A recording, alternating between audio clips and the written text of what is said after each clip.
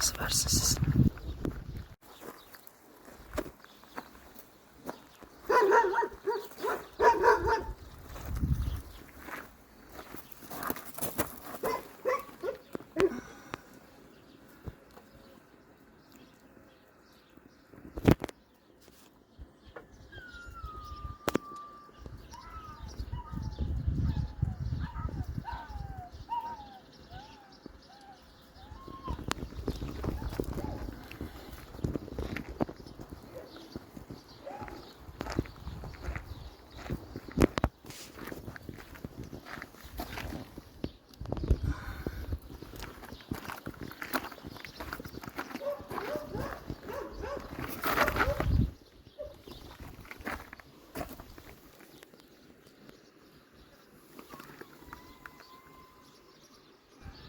Belanızı versin sizin.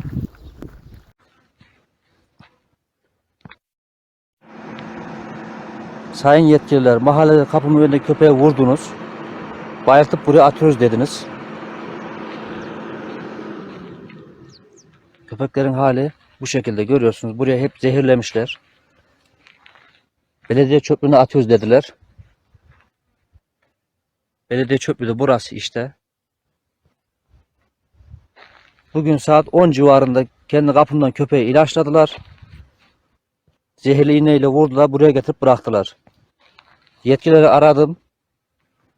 Bana bayıltıp çöplüğe attığımızı söylediler. Köpeğin halini görüyorsunuz. Aha burada yatıyor.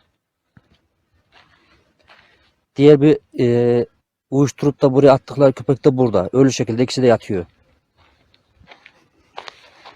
Şöyle bakabilirsiniz.